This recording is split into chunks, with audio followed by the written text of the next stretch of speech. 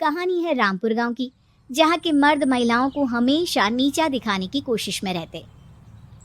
अरे अभी तक खाना नहीं आया, क्या मुझे एक और शादी करने की जरूरत है? नहीं जी नहीं, ऐसा मत करना, वरना मैं कहाँ जाऊंगी। खाना लेकर मैं अभी आई जी। गांव की पंचायत में भी फैसले हमेशा औरतों के खिलाफ ही रहते। मैं जो फैसला सुनाता हूँ वो भगवान की आज्ञा होती है। इस लड़के ने अपने मन से शादी करके अच्छा नहीं किया।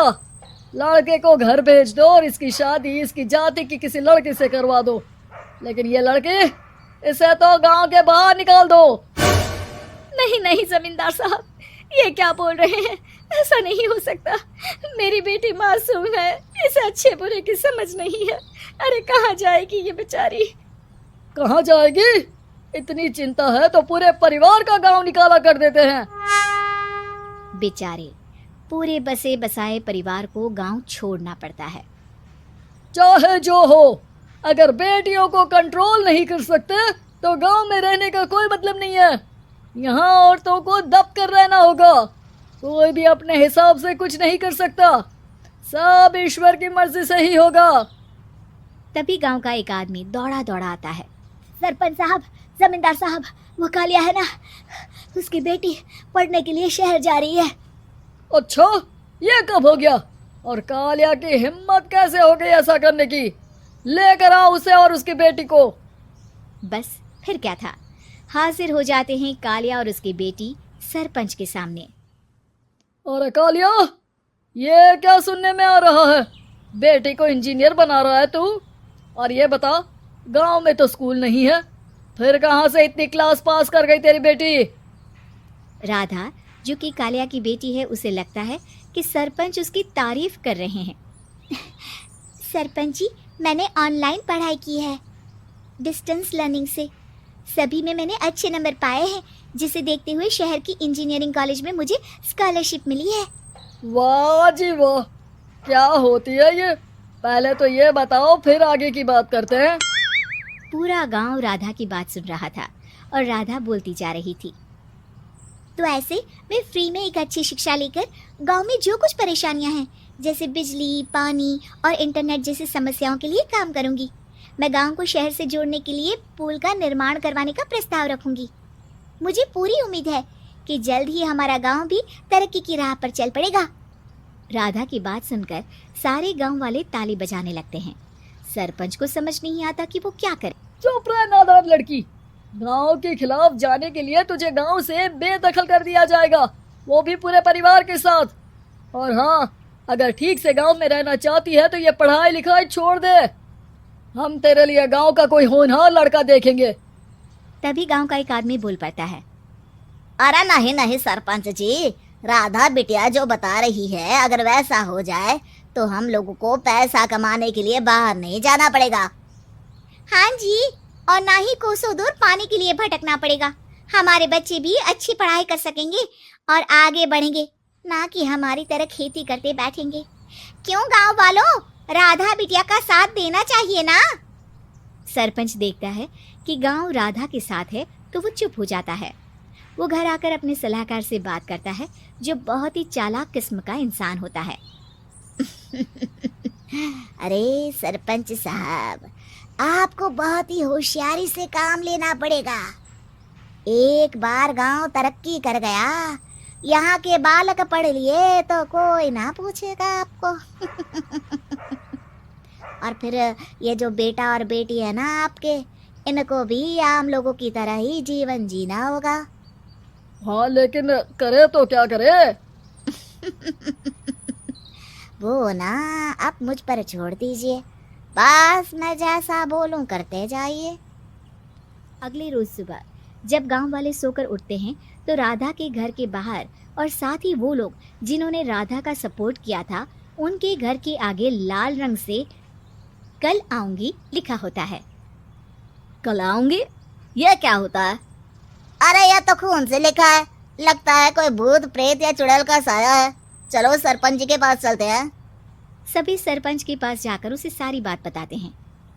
और ये तो बड़ी मुश्किल की बात है। चलो, मैं एक बाबा को जानता हूँ, उन्हें बुला लेता हूँ। सरपंच बाबा को लेकर गांव के घर के बाहर जाता है। ओहो, तो ये वो चुड़ैल है जो उन लोगों को निशाना बनाते हैं जो गांव को बदलने का सपना देखते हैं। वो गांव को ऐसे ही संपन्न देखना चाहती है। वो नहीं चाहती कि कोई बाहरी यहाँ का कायाकल्प करे। क्या तुम लोगों में से किसी ने गांव को बदलने की सोच रखी है? तभी राधा की माँ रोते रोते आती है। मेरी राधा घर से गायब हो गई है। अरे कोई तो बचाओ, मेरी बच्ची कहाँ गई?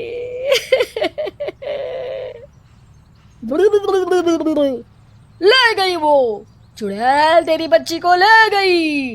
अब वो उसे श्रापित करके छोड़ेगी। उस पर चुड़ैल का साया हो जाएगा। तभी बुरी सी हालत में राधा भी वहां आ जाती है। उसके बाल चुड़ैल की तरह फैले होते हैं और कपड़ों में खून लगा होता है। सभी राधा को देखकर डर जाते हैं। माँ, पता नहीं मुझे कौन उठा कर ले गया था। अरे दूर दूर हो जा चुड़ैल, अब हम लोग इस गांव में नहीं रुकेंगे। अरे कैसी बातें कर रहे हैं आप? कल तो आप मेरे भरोसे गांव का हुलिया बदलने, अपने बच्चों को पढ़ाने और तरक्की उन्नति की बात कर रहे थे, तो आज क्या हो गया आपको? ये फिर तुम लोगों को बहकाएगी। ये चुड़ैल गांव में आ चुकी है। ऐसे ही ये तुम्हारे घर के बच्चों को भी ले जाएगी। गांव वाले राधा को गांव से बाहर निकाल देते हैं। उसके माँ बाप रोते रहते हैं, लेकिन गांव वाले नहीं मानते। मैं भी अपनी बहन के साथ गांव के बाहर रहूंगा, लेकिन वो पढ़ाई नहीं छोड़ेगी। वहीं सरपंच के घर पर सलाहकार कहता है, देखा, सांप भी मर गया और लाठी भी नहीं टूटी। लेकिन अगले ही दिन सरपंच के घर के बाहर भी वही शब्द लिखे होते हैं। और फिर सरपंच की बीवी कहती है, हमारी बेटी को किसी ने अगवा कर लिया है। तभी राधा का भाई वहां आ जाता है। अरे गांव वालों, मैंने सरपंच जी की बेटी को देखा था। वो चुड़ैल उसे उठाकर ले जा रही थी। अरे क्या मजाक कर रहे हो? नहीं नहीं सरपंच जी, आप नहीं जानते।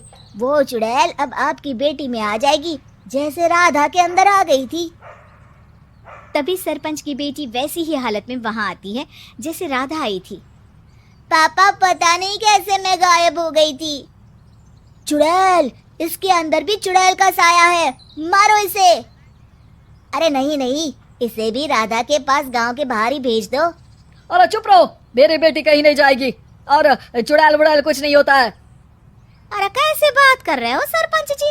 आप तो बोल रहे थे कि आपका फैसला भगवान का ज्ञान होता है, तो अपने पर बात आई तो अब आप ऐसे बोल रहे हैं।